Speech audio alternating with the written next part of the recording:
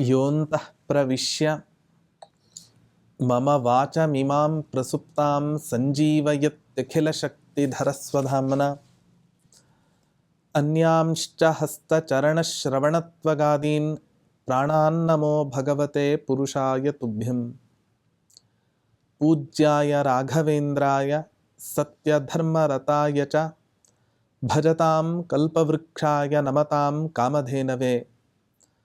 ದುರ್ವಾದಿಧ್ವಾಂತರವಯೇ ವೈಷ್ಣವೇಂದೀವರೇಂದವೇ ಶ್ರೀರಾಘವೇಂದ್ರ ಗುರವೇ ನಮೋ ಅತ್ಯಂತ ದಯಾಲವೇ.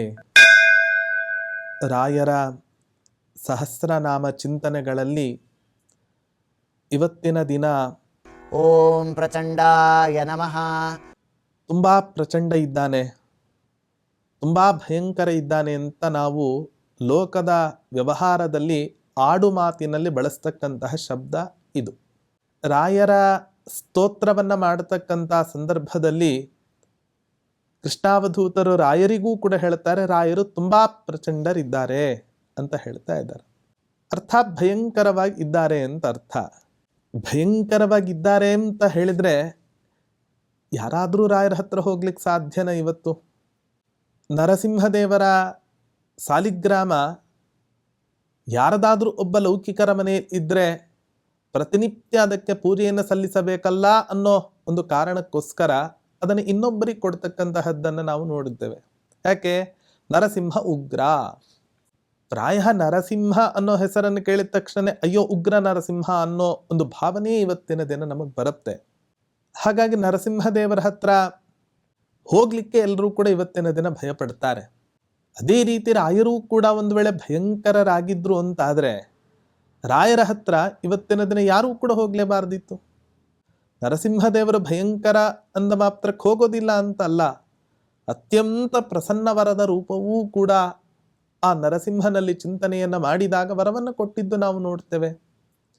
ಆದರೆ ರಾಯರು ಭಯಂಕರ ಅಂತ ಹೇಳಿಬಿಟ್ರೆ ಯಾರು ತಾನೇ ಅವರ ಹತ್ರ ಹೋಗ್ಲಿಕ್ಕೆ ಸಾಧ್ಯ ಅಂತ ಕೇಳಿದರೆ, ರಾಯರು ಭಯಂಕರರು ಯಾರಿಗೆ ಭಯವನ್ನು ಹುಟ್ಟಿಸ್ತಾರೆ ಅಂತ ಕೇಳಿದರೆ, ಯಾರು ದುಷ್ಟರಿದ್ದಾರೋ ಅಥವಾ ಯಾರು ದೈತ್ಯರಿದ್ದಾರೋ, ಯಾರು ರಾಕ್ಷಸರಿದ್ದಾರೋ ಇಂಥ ದುಷ್ಟ ಸಂತತಿಗೆ ರಾಯರು ಭಯಂಕರರು ಅನ್ನೋ ಅರ್ಥದಲ್ಲಿ, ಪ್ರಚಂಡರು ಅನ್ನೋ ಅರ್ಥದಲ್ಲಿ ಸ್ತೋತ್ರವನ್ನು ಮಾಡಿದ್ದಾರೆ. ಅವರ ಜೀವನದಲ್ಲಿ ನಾವು ಕಥೆಯನ್ನು ಕೇಳ್ತೇವೆ. ರಾಯರ ಹತ್ತಿರ ಸೇವೆಯನ್ನು ಮಾಡ್ತಾ ಇದ್ದ ಒಬ್ಬ ಶಿಷ್ಯ ಅನೇಕ ವರ್ಷಗಳ ಕಾಲ ಸೇವೆಯನ್ನು ಮಾಡಿದ ಮೇಲೆ ಮದುವೆ ಆಗಬೇಕು ಅನ್ನುವಂತಹ ಕಾರಣದಿಂದ ಇಷ್ಟು ವರ್ಷ ಸೇವೆ ಮಾಡಿದ್ದೇನೆ, ರಾಯರೇನಾದರೂ ಕೂಡ ದುಡ್ಡನ್ನು ಕೊಡಬಹುದು ಅನ್ನೋ ಒಂದು ಭಾವನೆಯಿಂದ ಹೋಗಿ ಕೇಳಿದಾಗ ರಾಯರು ಸ್ನಾನ ಮಾಡ್ತಾ ಇರ್ತಾರೆ. ರಾಯರು ಸ್ನಾನ ಮಾಡ್ತಾ ಇದ್ದಾಗ ನನಗೆ ಮದುವೆಗೆ ಹೋಗ್ತಾ ಇದ್ದೇನೆ ಅಂತ ಹೇಳಿದಾಗ ರಾಯರು ಹಣವನ್ನು ಕೊಡ್ತಾರೆ ಅನ್ನೋ ಭಾವನೆಯಿಂದ ಕೇಳಿದ ಮಾತಿಗೆ ರಾಯರು ಪ್ರತಿಯಾಗಿ ತಾವು ಸ್ನಾನ ಮಾಡಬೇಕಾದ್ರೆ ಯಾವ ಒಂದು ಮೃತ್ತಿಕೆಯ ಉಂಡೆ ಇತ್ತು, ಅರ್ಥಾತ್ ಮೃತ್ತಿಕಾ ಸ್ನಾನವನ್ನು ಮಾಡ್ತಾ ಇದ್ರು.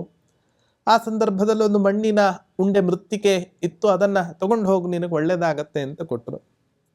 ರಾಯರನ್ನು ಬೈಕೊಂಡೇ ಬಂದ. ಅವನು ಬೈಕೊಂಡೇ ಬರತಕ್ಕಂಥ ಸಂದರ್ಭದಲ್ಲಿ ಬೈಕೊಂಡೇ ದಾರಿಯಲ್ಲಿ ಬರ್ತಾನೆ.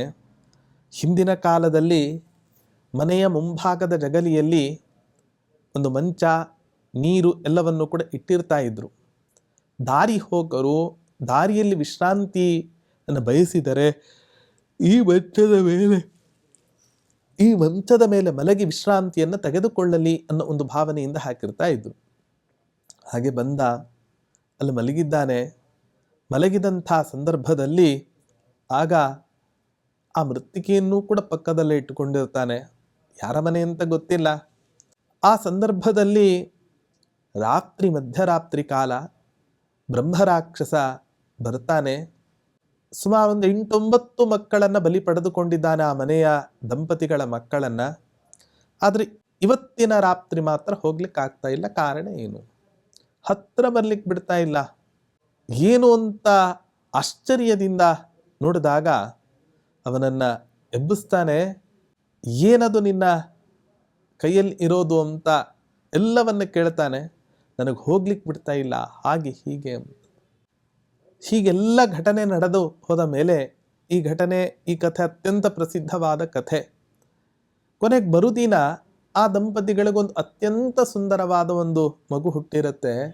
ಇಷ್ಟು ಮಕ್ಕಳು ಕಳೆದುಕೊಂಡ್ರೂ ಕೂಡ ಈ ಒಂದು ಮಗು ಉಳಿಲಿಕ್ಕೇನು ಕಾರಣ ಅಂತ ವಿಚಾರ ಮಾಡದೆ ಇವರೇ ಕಾರಣ, ರಾಯರ ಮೃತ್ತಿಕೆಯೇ ಕಾರಣ ಅಂತ. ಹಾಗಾಗಿ ಅಪ್ಪಣ್ಣಾಚಾರ್ಯರು ಸ್ತೋತ್ರ ಮಾಡಿದಂತೆ ಭೂತ ಪ್ರೇತ ಪಿಶಾಚಾದಿ ಪೀಡಾ ತಸ್ಯನ ಜಾಯತೆ. ಯಾರು ರಾಯರ ಸ್ತೋತ್ರವನ್ನು ಮಾಡ್ತಾರೋ ಆ ವ್ಯಕ್ತಿಗೆ ಜೀವನದಲ್ಲಿ ಭೂತಗಳ ಬಾಧೆ, ಪ್ರೇತಗಳ ಬಾಧೆ, ಈ ಯಾವ ಪೀಡೆಗಳೂ ಕೂಡ ಅವರ ಜೀವನದಲ್ಲಿ ಉಂಟಾಗೋದಿಲ್ಲ. ಹಾಗಾಗಿ ಮುಂದವನಿಗೆ ಮದುವೆ ಆಗತ್ತೆ, ಅದೆಲ್ಲ ಕಥೆ ಗೊತ್ತಿದ್ದದ್ದೇ ಇದೆ.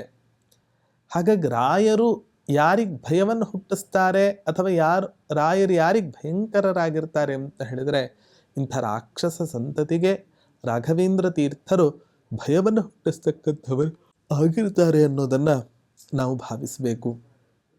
ಇಂತಹ ರಾಯರು ನಮಗೂ ನಮ್ಮ ಜೀವನದಲ್ಲಿ ಅನೇಕ ರೀತಿಯಾದ ಬಾಧೆಗಳು, ಪೀಡೆಗಳೆಲ್ಲವೂ ಕೂಡ ಇರುತ್ತೆ.